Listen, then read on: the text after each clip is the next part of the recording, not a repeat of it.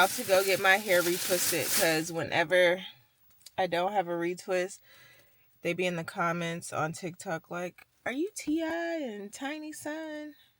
You look like Welcome back Damani." to another So terribly edited we about to episode fix of the Mo that. Show.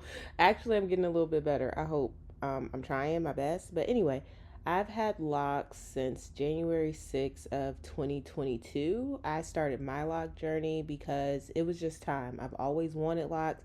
I've always fantasized about having locks. I've always gotten like the goddess faux locks, which every single time I ended up cutting my hair trying to take those out. So after the third time I did it, I was like, okay, I'm never doing that again. But I did want the locks. So I finally committed to a January 6th of 2022.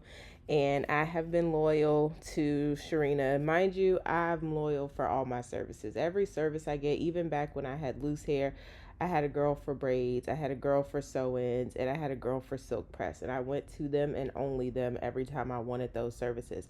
So with my locks, Sharina, she is the one that started my locks January 6th of 2022. And she is the only one outside of myself that I will let do my retwist. I typically have been retwisting my hair, but honestly, I'm not a loctician and I don't use combs when I part. I can't see the back of my hair. I just be grabbing hair and going. So every now and then I go and get a actual professional retwist. This is my second retwist for the year. What are we in? We're in March. This is my second professional retwist just because I believe I went the whole entire 2025 doing it myself. So I was like, okay, I got to get my parts back. I got to, fix my locks because I have probably damaged them in some capacity. But anyway, I've been going to her for years, super loyal to her. She's super fun. She does other styles other than just.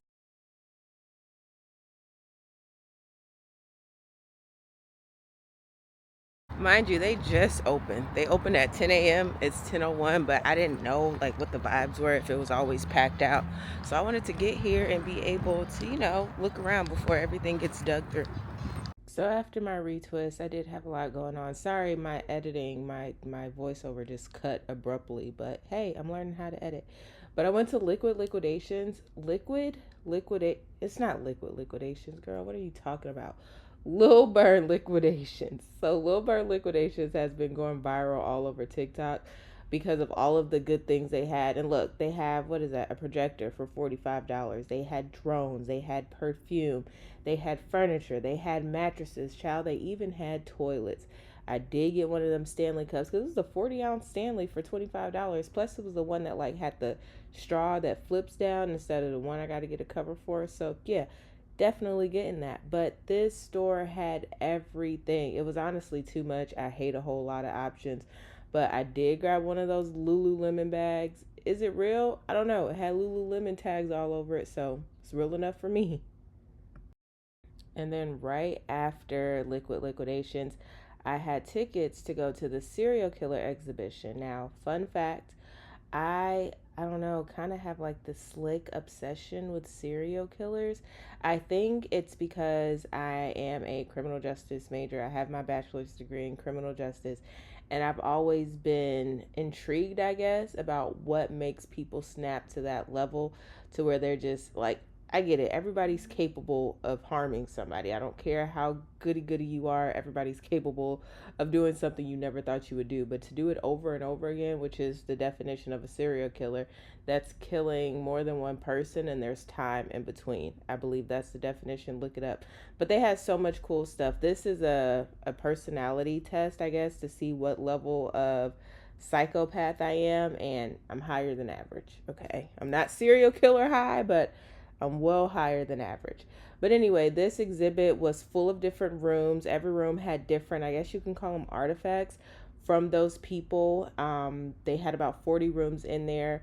They had I guess, what do you call it when you redo it? Recreations, reenactment. It's not an action, but some of the displays, like I think for the Ed Gein, some of those displays, like I believe Ed Gein was the one who was making furniture out of body parts, those were replicas.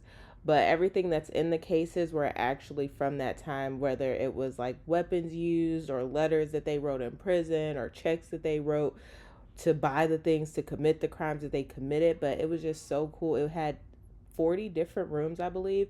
And then they also had a room dedicated to the victims. Now, some of the bigger serial killers had their own rooms, where others, it just gave you some facts about them and some of their, artifacts from back then, I guess. But it takes about 2 to 4 hours to get through it. It just really depends on how you take your time, I guess, or how quick you want to go through things. I would definitely recommend stopping by there if you're interested in this kind of thing, obviously. They just came to Atlanta from, I believe, Europe. I hope you didn't hear that screaming in my background. But the tour did start in Europe. Their first US stop was Atlanta. They're debating on where they're going to go next. I believe for the next month and a half, they'll be in Atlanta. So if you're in Atlanta, check them out or see if they're coming to a city near you.